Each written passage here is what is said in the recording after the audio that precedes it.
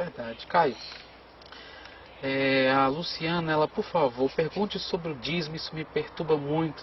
Deve continuar, por exemplo, a dar o dízimo nessas igrejas, como eu faço ou não faço? Não, querido, o seu dízimo é de Deus, não é de igreja nenhuma. Isso. Não aceite nunca mais que se use Malaquias como texto que a igreja estelionatariamente tomou posse para ela, e que era um texto circunstancial. O dízimo sempre esteve estabelecido em Israel, para o sustento da ordem levítica, da manutenção do templo, para a distribuição aos pobres, não só o dízimo como dinheiro, que era naquele tempo o que menos se dava, porque não havia moeda em circulação. Então o indivíduo pegava o dízimo do que ele tinha produzido na terra, ou o dízimo do seu rebanho, dos seus grãos, da sua produção, e levava para o templo, porque era disso que a classe sacerdotal comeria, antes de se tornar uma indústria extraordinária, que foi aquela que Jesus encontrou no templo, onde até casa de câmbio tinha. Porque tinha um negócio inteiro rolando no templo. Tinha o pessoal que vendia as ovelhas 10 vezes mais caras, porque o pobrezinho do pobre, às vezes não conseguia carregar a ovelhinha dele lá do norte de Israel, a pé numa caravana para sacrificar no templo.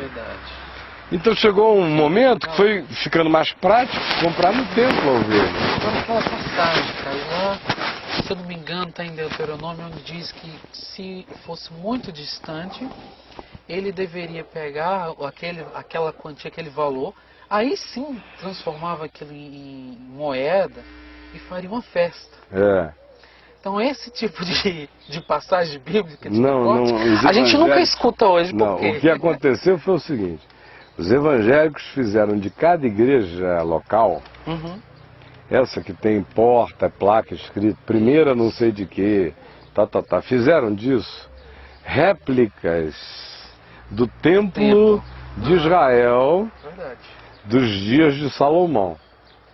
Então todo o templo evangélico é uma maquetinha, não na forma e não na estética, é uma maquete jurídica, é uma maquete de leis arrancadas do judaísmo e feitas em transposição como poder para a classe sacerdotal dos templinhos evangélicos.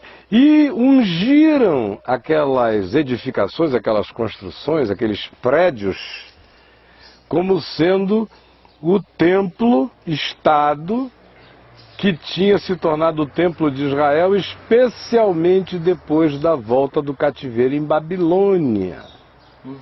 Porque antes do cativeiro em Babilônia, enquanto o templo estava erguido, o templo de Jerusalém não era a Receita Federal, não era ainda o lugar, o cofre de convergência das riquezas.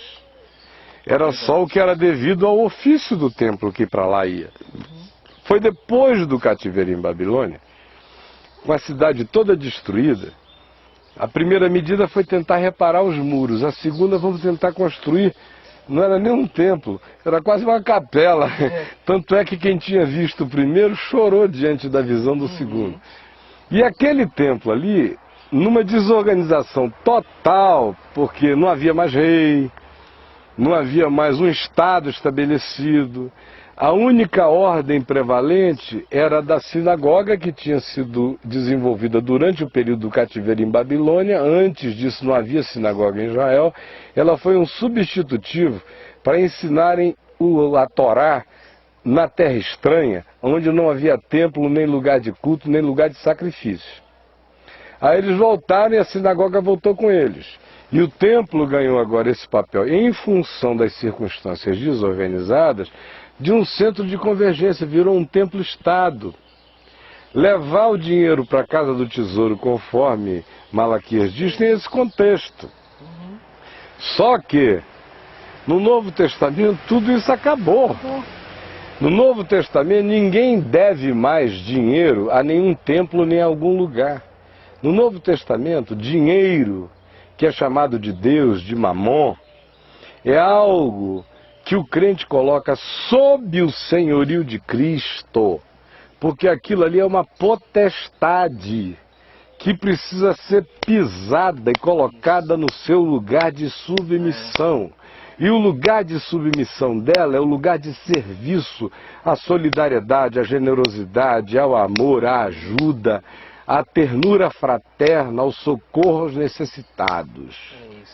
Então, nenhuma igreja que diga, nenhum templo que diga, se você não puser o dinheiro nesse gasofilácio, você está em pecado, está falando da paz de Deus.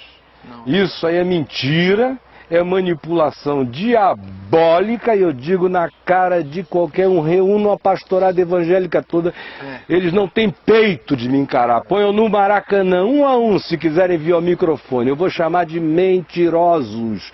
Eles não aguentam argumento histórico, cultural, não aguentam nada, é só mentira, para o povo crer. Então, no Novo Testamento, a gente continua dando, e dando até mais. Muito mais. Dízimo é bobagem, dízimo é lei, é aquele 10%zinho do mesquinho. É igual a lei do divórcio, foi dada por causa da dureza do nosso coração. Porque do contrário, era para o cara pegar o que ele precisa para comer, beber, vestir, cuidar da sua casa, e o resto do produto facilitar a vida humana. É assim que devia ser. Esse é o espírito do Evangelho. Então no Evangelho, doação é livre. Assim como a do samaritano foi livre para quem estava caído. A gente, obviamente, usa de bom senso. Não é um doar perdulário e nem louco. Tem que haver alegria, amor. O indivíduo tem que ter o que dar, porque ninguém dá do que não tem. Tem que haver boa vontade no dar, e tem que haver outras coisas fundamentais. Número 1, tem que haver identificação da causa da necessidade, da carência verdadeira. Número 2, eu tenho que fazer isso a partir do gasofilácio da minha própria casa. Porque se alguém não cuida dos seus, especialmente dos da sua própria casa, é pior do que o incrédulo, ele tem negado a fé. Aí fica esse povo pegando o dízimo todo e indo botar os 10% lá dentro daquele gasofilácio, e a mãe do cara está passando necessidade, o pai não vê a cor do dinheiro, a irmã mais nova está num perrengue danado, mas ele não ajuda. Por quê? Porque o dízimo virou moeda de troca. Ele não pode dar para ela, porque lá na chamada igreja dizem que se ele der para a irmã dele, ele não está dando para ninguém, está dando só para a irmã dele, está roubando de Deus. Então, como o negócio dele é usar o dízimo para do dízimo supostamente entrar na corrente exponencial de aumento de valores por essa suposta bênção de Deus estilo Amway e Herbalife, então ele não dá para ninguém, ele dá para o templo, porque só volta para ele se for para aquele canto ali. Então o que o indivíduo tem que fazer?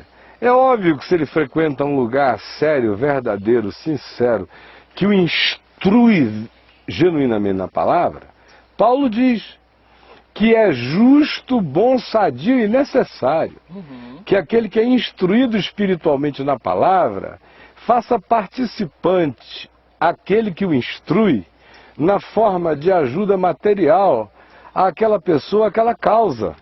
Está lá em Romanos, se repete em Coríntios, é assim que é. Segundo lugar, então ele identifica, bom, eu recebo, ensino aqui nesse lugar.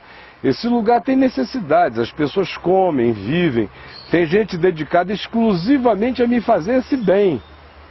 Então deixa eu olhar aqui como é que as coisas são, e eu vou determinar um percentual bom, legal, expressivo, significativo, e vou ajudar aqui todo mês. Agora tem uma outra área que tem a ver com o exercício da minha espontaneidade de fé, de amor, de misericórdia, que é sadio que eu guarde não na poupança, que é sadio que eu guarde para andar de olhos abertos, como João recomendou, para que se eu vir o meu irmão passando necessidade, eu tenha com que socorrê-lo. Então, se alguém me fala de dízimo, não está me falando de 10%, e eu não trato disso como 10%, até no caminho eu tenho dificuldade de usar essa expressão. Eu digo, traga a sua oferta com o nome que você der a isso. Porque dízimo não é. Então, Tem cabimento.